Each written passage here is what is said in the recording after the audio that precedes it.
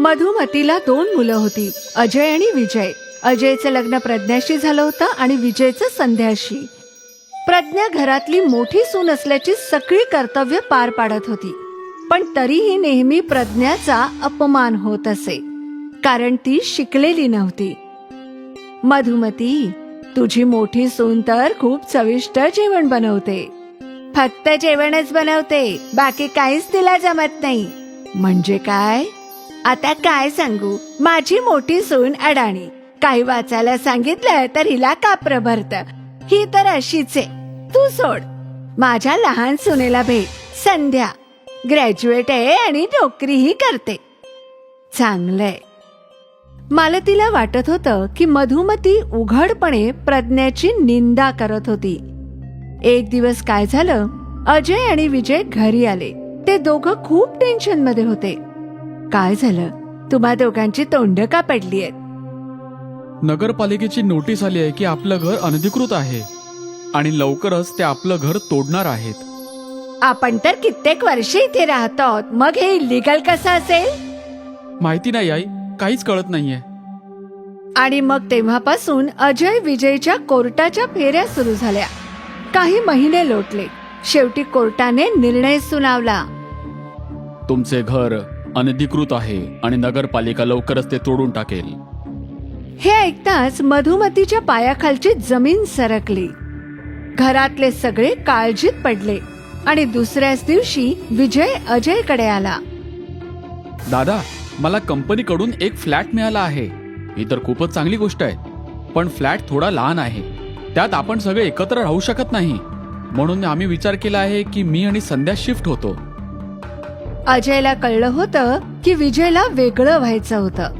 त्याने काहीच न बोलता होकार दिला आणि दुसऱ्याच दिवशी विजय आणि संध्या घरातून निघून गेले. अजयने एक घर भाड्याने घेतलं आणि दुसरीकडे त्याला कामावरून काढून टाकलं. अजय खूप द्विधा मनस्थितीत होता. तुम्ही का रडताय? हे संकट संपायचं तर नावच घेत नाहीये. एका मागोमाग एक वाढतच चाललं आहे. मला कामावरून काढून टाकलं आहे. हे ऐकून प्रज्ञा पण काळजीत पडली, पण तिने अजयला दिलासा दिला. काही हरकत नाही, तुम्ही काळजी करू नका. तुम्हाला यापेक्षाही चांगली नोकरी मिळेल. पण भाडंही द्यावं लागेलच ना. इतके सगळे खर्च कधीपर्यंत कसे पूर्ण होणार? आपण दोघं मिळून काहीतरी करू. आपण दोघं काय करू शकतो? मी जेवण बनवू शकते, तुम्ही ते विकू शकता. कोणतेही काम लहान किंवा मोठे नसतं.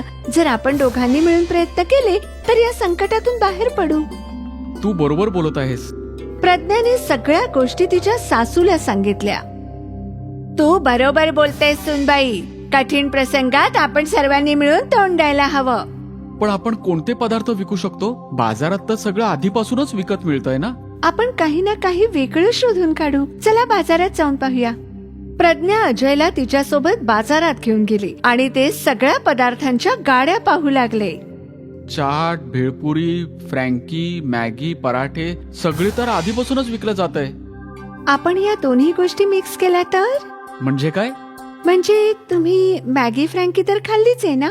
त्यात फ्रँकी आणि मॅगी सोबत आहे, तसंच काहीतरी. मग आता आपण काय मॅगी पराठे विकायचे? ही आयडिया चांगली आहे. स्वस्त बनेल आणि खूप विकलाही जाईल. खरंच? प्रज्ञाने दुकानातून काही मॅगीचे पॅकेट्स विकत घेतले. तिने मॅगी बनवली आणि मग ती मॅगी पराठ्याच्या पिठात भरून त्याचे पराठे केले. सासूबाई, खाऊन बघा ना कसे झाले. मधुमतीने एक पराठा खाल्ला. वा सुनबाई, हे तर खूपच छान आहे, खूप छान. प्रज्ञाने एक पराठा अजयलाही दिला. अजय तर खूप आवडीने पराठा खात होता. कसा झाला? सांगितलं नाही तुम्ही काहीच. खूपच छान. आणखी एक मिळेल का? प्रज्ञाने तिच्या पतीला आणि सासूला आणखी पराठे खाऊ घातले आणि स्वतःही खाल्ला. सर्वांना तिच्या मॅगीच्या पराठ्याची आयडिया आवडली होती. दुसऱ्याच दिवशी प्रज्ञाने मॅगी पराठ्याची गाडी लावली. ताई, हा मॅगी पराठा काय आहे? मॅगी आणि पराठ्याचे मिश्रण. खाऊन तर बघ, खूप चविष्ट लागतो.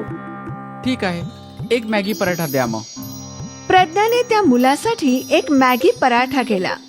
त्या मुलाने तो खाऊन पाहिला आणि त्याच्या चेहऱ्यावर हास्य उमललं. हा तर धमाका आहे. असा पराठा मी कधीच खाल्ला नाही, अजिबात नाही. त्या मुलाचे बोलणे ऐकून आणखी काही माणसं प्रज्ञाच्या गाडीवर मॅगी पराठा खायला आले. प्रज्ञा मॅगी पराठे बनवत चालली होती आणि अजय ग्राहकांना देऊन पैसे घेत होता. दिवसभर दोघं दमून गेले आणि मग त्यांच्या घरी आले. काय झालं? काय झालं नाही हे विचार आई. दिवसभर गिराईक येतच चालले होते. आम्ही दोघे तर दमून गेलो, पण गिराईक थांबायचं नावच घेत नव्हते. आज एवढ्या दिवसांनी अजय आणि मधुमतीच्या चेहऱ्यावर हसू आलं होतं. आता त्यांना आशेचा किरण दिसत होता. दुसऱ्या दिवशी प्रज्ञाने गाडी लावायच्या आधीच ग्राहक उभे होते. प्रज्ञा धडाधड मॅगी पराठे करत चालली होती आणि ग्राहकांना देत चालली होती.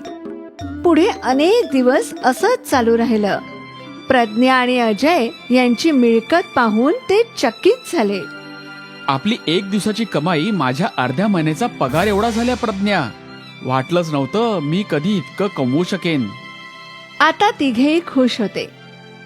लवकरच प्रज्ञाने कामाला आणखी लोक ठेवले.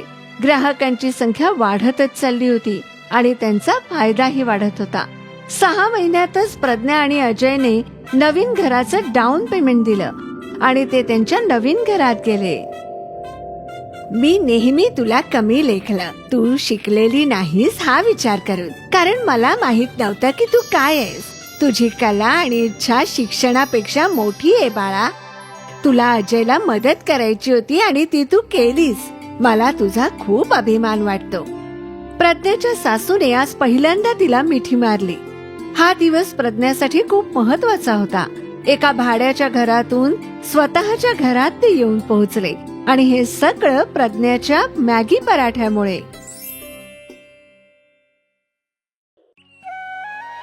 शिमरानगड नावाचं एक गाव होतं, जिथे समीर नावाचा एक माणूस समोसा विकून आपला गुजारा करायचा.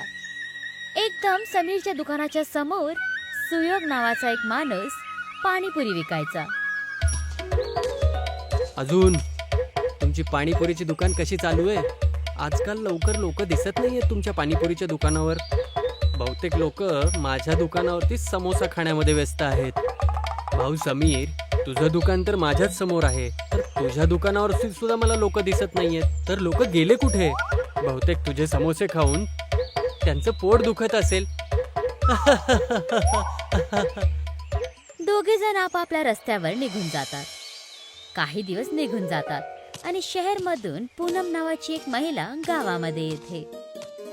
पूनमच्या गावामध्ये आल्यापासून लोक ना तर सुयोगची पाणीपुरी खायला लागतात आणि ना समीरचे समोसे. एक दिवस दोघांचे रस्ते परत टकरावतात. भाऊ सुयोग, तुझा धंदा कसा चालू आहे? आता काय सांगू समीर, कोणी पाणीपुरी खायला येतच नाहीये. धंदा एकाच वेळेमध्ये एवढा खाली कसा चालला गेला काहीच कळून येत नाहीये. असेच काही हाल माझे पण आहेत सुयोग भाई. मी ऐकलंय की कोणी पूनम नावाची महिला या गावामध्ये आली आहे. तिनं काहीतरी नवीन खाण्याचा पदार्थ चालू केलाय. चला मग जाऊन बघून येऊया. समीर आणि सुयोग दोघे जण पूनमच्या दुकानावर जातात आणि बघतात की पूनम एक गोल मिठाईसारख्या व्यंजनला विकत होती. पूनमजी, ही तुम्ही गोल गोल खाण्याची कुठली गोष्ट विकत आहात? ह्याला मोमोज म्हणतात. खास ह्याला मी शहरमधून शिकून आली आहे आणि जेव्हापासून इथे दुकान उघडलं आहे, सगळे गाववाले फक्त माझ्याकडे चांगले मोमोज खाण्यासाठी येत आहेत. आता ह्या गावामध्ये कोणी पण समोसे आणि पाणीपुरी खायचे इच्छुकच नाहीयेत. तू अजून इथे नवीन आहेस या गावामध्ये. हे मोमोजचं दुकान गावामधून बंद करून टाक. तुझ्या मोमोजमुळे कोणीच माणूस पाणीपुरी खायला नाही येत आहे. बरोबर बोलला. आणि या मोमोजमुळे माझ्या दुकानावर सुद्धा कोणी समोसे खायला येत नाहीये. मी तर मोमोज विकायचं बंद नाही करणार. तुम्हा दोघांना जे करायचंय ते करा. आता चला निघा, मला मोमोज विकायचे आहेत. आले मोठे मला धमकवायला.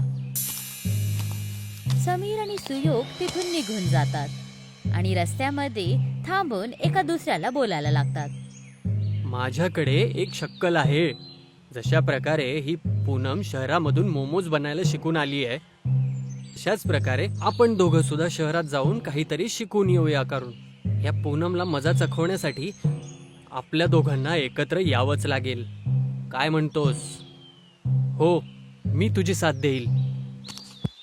समीर आणि सुयोग शहरकडे निघून जातात आणि रस्त्यामध्ये त्यांना जंगलाचा रस्ता भेटतो. जेव्हा त्या जंगलाच्या रस्त्याने जातच होते तेव्हा समीरचा पाय घसरतो. तो एका खड्ड्यामध्ये जाऊन पडतो. अरे समीर, तू कुठे पडलास भाऊ? हा खड्डा इथे कुठून आला? पक्का कोणीतरी शिकारीने हा खड्डा एखाद्या जनावरासाठी करून ठेवला असेल. तेव्हा त्या खड्ड्यामधून समीर सुयोगला आवाज लावतो. सुयोग, खाली आहे. हे बघ, इथे तर एक वेगळंच जग आहे. तो बघतो की खड्ड्याच्या आत एक वेगळीच दुनिया होती, जिथे दूर दूर पर्यंत एक वेगळ्या चमकणाऱ्या बटाट्यांची शेत होती. दोघेजण हे दृश्य पाहून आश्चर्यचकित होऊन जातात. तेव्हा तिथे एक साधू येतो. तुम्ही दोघे इथे काय करत आहात बेटा? जी, आम्ही शहराकडे चाललो होतो तेव्हाच आम्ही या खड्ड्यामध्ये पडलो. जेव्हा मी खाली आलो तेव्हा इथे बघितलं तर इथं वेगळेच जग बसलेलं आहे आणि दूर दूर पर्यंत बटाट्याची शेती आहे. हे काही साधारण बटाटे नाही आहेत. हे बटाटे इच्छा पूर्ण करतात. जर असं आहे तर एक बटाटा मला पण खायला द्या ना. माझी पण काहीतरी इच्छा आहे. मला माझी पाणीपुरीची दुकान माझ्या गावामध्ये सगळ्यात प्रसिद्ध पाहिजे आणि माझी सुद्धा तीच इच्छा आहे. माझ्या समोस्याचं दुकान पूर्ण गावामध्ये सगळ्यात प्रसिद्ध असायला पाहिजे, त्या मोमोजवालीपेक्षा सुद्धा जास्त. पण मी तुमच्या दोघांची ही इच्छा पूर्ण नाही करू शकत. तुम्हा दोघांमध्ये एकमेकांबद्दल खूप ईर्ष्या आहे. मी तुम्हा दोघांना हा बटाटा तेव्हाच देईल जेव्हा तुम्ही आपापल्या अहंकाराला संपवून सोबत मिळून काम करायला चालू कराल. दोघे जण एका दुसऱ्याला बघत राहतात आणि मग एकत्र काम करण्यासाठी तयार पण होतात. साधू त्या दोघांना एक बटाट्याचे 2 तुकडे करून देतो. आता अर्धा बटाटा तू खा आणि अर्धा बटाटा तू खा आणि एक साथ तुमच्या इच्छेला मागा. आम्ही या गावामध्ये सगळ्यात चांगला आणि प्रसिद्ध पाणीपुरी आणि समोसा विकू इच्छितो. त्या बटाट्याला आपली इच्छा सांगल्यानंतर ते दोघे जण परत त्याच जंगलामध्ये पोहोचतात आणि दोघे जण आपल्या दुकानावर परत येतात. तेव्हा त्यांना समीर आणि सुयोगच्या दुकानांच्या मधोमधी एक बटाट्याचं झाड दिसतं. हे बटाटे झाडावरती कसं काय उगत आहेत? आपल्या कालच्या इच्छेचा फळ हे बटाट्याचं झाड आहे. चला, यामधले बटाटे तोडू. मी याचे समोसे बनवेल आणि तू त्या समोस्यामध्ये पाणीपुरीचं तिखट आणि मीठ पाणी टाकून खाऊ घालायला चालू करू. समीर झाडांच्या बटाट्यांनी समोसे बनवायला लागला आणि सुयोग पाणीपुरीची तयारी करायला लागला. जेव्हा सगळं काही तयार झालं तर तेव्हा ते दोघे जण आपल्या समोसा पाणीपुरीला विकायला सुरुवात करतात. दोघे जण एकाच दुकानामध्ये काम करतात. या या, समोसा पाणीपुरीचा स्वाद घ्या. जर विश्वास नसेल तर स्वतः खाऊन बघा. तेव्हा तिथून एक बाई जात होती. समोसा पाणीपुरी, हे तर मी पहिली वेळाच ऐकलंय. जरा एक प्लेट खाडवा ना. सुयोग समोसाला घेऊन त्यामध्ये खड्डा करून त्यामध्ये गोड आणि तिखट पाणी घालून त्या बाईला एका प्लेट समोसा पाणीपुरी म्हणून देतो.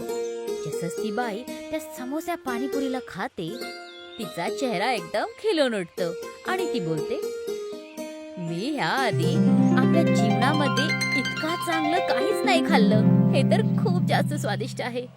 दादा, आणखीन 2 प्लेट द्या ना आणि 10 प्लेट घरासाठी पण पॅक करून द्या. हो, आत्ता देतो. हळूहळू पूर्ण गावामध्ये समीर आणि सुयोगची पाणीपुरीची गोष्टी व्हायला लागल्या आणि पूर्ण गाव समोसा पाणीपुरीचा दिवाना झाला होता. ते फक्त शिमरानगडमध्ये नाही पण दुसऱ्या गावांमध्ये पण प्रसिद्ध झाले होते. पण त्यांचा उगणारा सूर्य आणखीन कोणाला तर बोचत होता. आता लोकांना काय झालंय? माझ्या दुकानावर आजकाल कोण येतच नाही. कोणाला मोमोज खायचेच नाहीयेत. सगळ्यांना ते समोसा पाणीपुरी खायची आहे. पण हे समोसा पाणीपुरी काय विचित्रच आहे. पूनम स्वतःला काहीतरी बोलतच होती की तेव्हा सूरज दलाल येतो. काय झालं पूनमजी? मोमोज नाही विकत आहेत म्हणून तर परेशान नाहीये ना. मी का नाही परेशान होऊ? इतकी मेहनत करून शहर जाऊन मी मोमोज बनवायचे शिकून आले होते. मला तर काहीतरी करावं लागेल, नाहीतर माझं घेण्याचं देणं होऊन जाईल. मला माहितीये की त्यांची दुखती रग काय आहे. काय आहे मला सांगा. आणि तुम्हाला कसं माहित? सगळं सांगतो. धीरज ठेवा थोडी. तुमची मदत नक्की करेल, पण तुम्हाला मी जी सांगेल ती रक्कम द्यावी लागेल. ठीक आहे बाबा. सूरज पूनमला बटाट्यांच्या झाडांबद्दल सांगतो आणि त्याच्याबरोबर मिळून समीर आणि सुयोगच्या समोसा पाणीपुरीला गावामधून हकलून काढण्याची योजना बनवतो. रात्री होऊन जाते. समीर आणि सुयोग दुकान बंद करून आपापल्या घरी जायला लागतात. त्यांच्या गेल्यानंतर तिथे पूनम आणि सूरज येतात. हे बघा, मी याच झाडाची गोष्ट करत आहे. हे तेच झाड आहे जे अचानक एकाच दिवसामध्ये उगलं. याच झाडाचे बटाटे तोडून ते समोसे पाणीपुरी बनवून विकतायत. मी कधी पण बटाटे देणाऱ्या झाडाबद्दल नाही ऐकलं होतं. ह्यामध्ये नक्कीच काहीतरी जादू असणार. आज तर ह्याला मी जाळून राख करून टाकते. मग बघते हे लोक कशी समोसा पाणीपुरी बनवतात. दोघे जण मिळून त्या झाडाला कापायला लागतात आणि दोघे जण खूप वेळानंतर दमून जातात. पूनमजी, मी तर म्हणत आहे बाकीचे झाडं उद्या कापूया. सकाळ होणार आहे. कोणी जर बघितलं ना तर लेण्याचे देणे पडतील आपल्याला. तू बरोबर बोलत आहेस. चला इथून निघून जाऊया. उद्या आपलं काम पूर्ण करूया. दोघे जण तिथून निघून जातात. जसं सूर्य उगायला लागतो, समीर आणि सुयोग दोघे जण आपल्या दुकानाला उघडायला येतात आणि बघतात की झाड अर्ध कटलेलं आहे. आणि जसंच सूर्याची किरण त्या झाडावर पडतात, झाड परत बरोबर होऊन जातं. तुम्ही बघितलं जे मी बघितलं? हो, मी बघितलं कशा प्रकारे हे झाड आपल्या आपच ठीक झालं. पण या झाडाला कापलं कोणी होतं? ते दोघे जण आपली दुकान उघडतात आणि समोसा पाणीपुरी विकायला सुरुवात करतात. दिवस संपतो आणि रात्र होते. समीर आणि सुयोग दुकान बंद करून घरी जातात. रात्रीच्या अंधारात पूनम आणि सूरज परत त्या झाडाच्या जवळ येतात. अरे, हे झाड तर आम्ही अर्ध कापलेले होतं. हे बरोबर कसं झालं? आता परत आपल्याला ह्याला पूर्ण कापावं लागेल. तुम्ही चिंतित नका हो पूनमजी. माझ्याकडे दुसरी योजना सुद्धा आहे. पण या झाडाला आग लावून टाकू. ना राहील बाज ना राहील बासुरी. पूनम आणि सूरज का लाकडावर मशाल जाळतात आणि जसंच सूरज झाडाला जाळायला जातो, झाडांची जडे दोघं पूनम आणि सूरजला आपल्या आत समावते. दुसऱ्या दिवस सकाळी जेव्हा समीर आणि सुयोग तिथे येतात तर ते बघतात की तिथे आता 3 झाडं उगलेली आहेत. कमाल आहे. आतापर्यंत तर एकच झाड होतं, आता 3 झाले.